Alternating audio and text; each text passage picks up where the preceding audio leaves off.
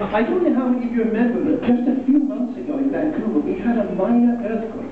Can you remember? You know, half the city never noticed. I did. And having been in a large earthquake somewhere else, the same fears and feelings came back, but you totally helpless. First panic is, do you get up, do you run out, or whatever? I had to make a decision. If I'm going to run out, what is it I'm going to grab to take with me? Now I want to ask you this. I'll give you a few seconds to think about it. If you were in an earthquake and you had to leave your home immediately, all the living souls have been safely evacuated, what one thing would you grab to take with you that's so precious? Don't say BlackBerry, I'm not interested in BlackBerries. But what would it be? Would it be that wonderful first edition you've been looking for all your life? Would it be a favourite map, your golf clubs, that fishing rod that you had for years, a favourite recording that is no longer available? What would it be? Think about it for a moment. Something you can carry easily with you. I'm looking for the thinking look. Takes a little longer sometimes, doesn't it? You know, in my case, having 30-something years of butterfly collection under my belt, I have quite a large collection of butterflies and moths, but that's not practical. I couldn't grab those cases and take them out. Other things, some books I have, heavy, awkward to find. This little box here was the thing I settled on. And why this particular box? Well, it has things that have to do with calligraphy in one form or another. And that is what I am. I'm a calligrapher, and I can't separate me from that side of it. And what is it that's in this box that is so important? Well, I'll tell you. Back in February 1989, it was about 10 o'clock in the morning, it was a Friday, and I had a phone call from a good friend of mine, Mike, another good designer, great typographer. We had so many things in common. He's since died, unfortunately. He said, Martin, actually he said Jacko. He said, Jacko, he said, I've got a problem, and I'm going to visit my parents-in-law in Los Angeles on the weekend. I need to take a gift for my mother-in-law. She's an opera buff. Can you make any suggestions anywhere in the town? Do you think I could find something to do with opera? I said, well, it's a funny thing, Mike. I said, just this very week, on 4th Avenue, in the block east of McDonald, a shop has opened called Secondo.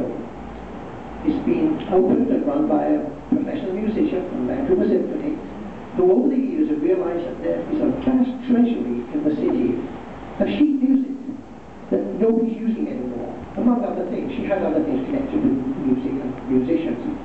That was the primary reason for this book, Secondo, which is named Secondhand Music. And she's acquired this, and she'd opened this little shop. I just saw an ad in the Courier that very week. So I said, Mike, why don't you go and have a look down there? Thank you. End of conversation. Midday, on my front door, there's Mike with a smile on his face like I've never seen before. He was just like a Cheshire cat. Got 2 huge plastic bags full of whatever. I said, look at this, Jack, look at this. I said, what is it? He said, first of all, gifts for mother-in-law. 2 huge, beautiful books on all the synopses of the major operas, full of facts and information. He said, perfect.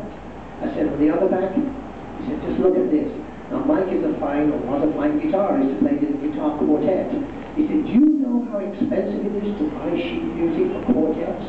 Either string quartets, guitar quartets, or whatever the aggregation is. He said, it's so expensive. Look at all this, and it's spread out on the table. Page after page of sheet music. So excited about it. And I said, well, I'm glad I was some help. He set off going down the front steps, and he turned halfway down. He said, oh, he said, by the way, he said, as I was in the shop, his words, he had some old geezer, probably someone younger than I am now. He said, some old geezer came in with a box full of stuff. He said, when he was showing it to the owner of the shop, he said, this looks like some of that stuff you do, you know. And he said, it also looks as though it isn't on paper, it's like that other stuff you use. By then, you know, I'm drooling like this and thinking, what on earth can this be? So I said, thanks, Mike. And I just said to my wife, I said, I'm just going down to 4. This was halfway through lunch too. She said, why? I said, well, Mike's just told me about something I've got to go and look at. Fortunately, we were not too far away, but again, you won't remember, but in 1989 we had a horrendous cold spell, winter.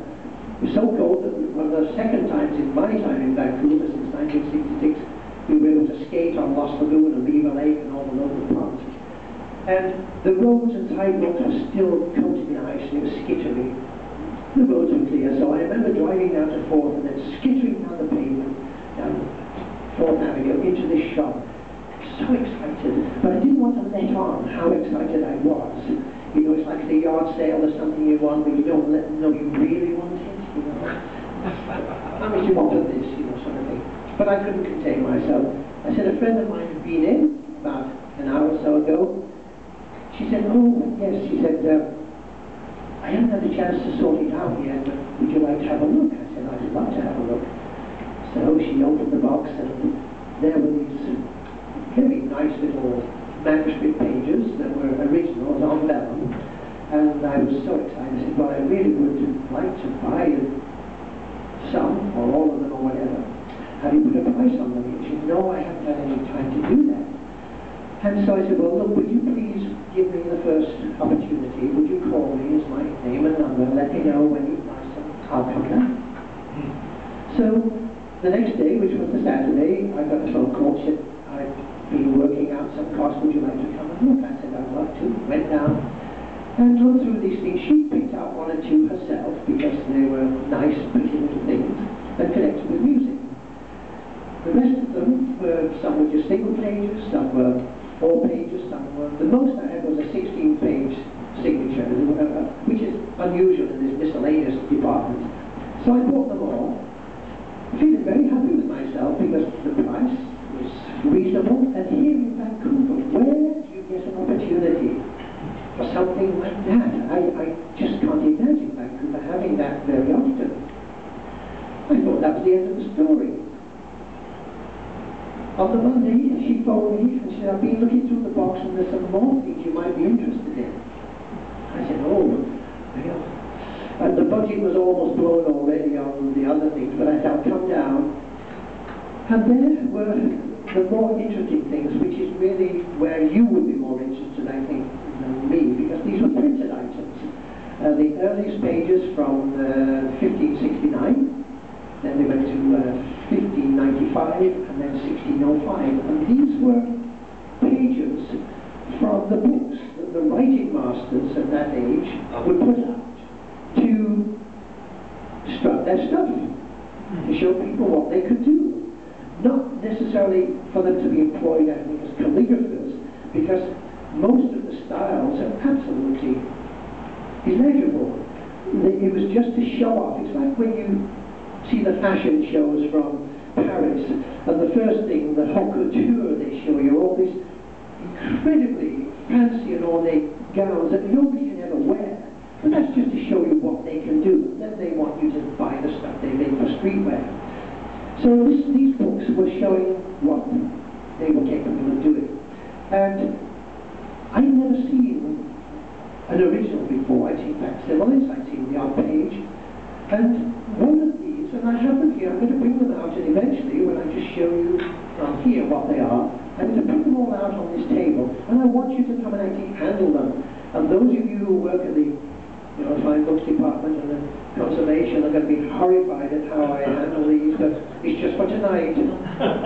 No white gloves, no white gloves. Did any of you see recently that fantastic program on my favorite composer, Palestrina, on the Knowledge Network?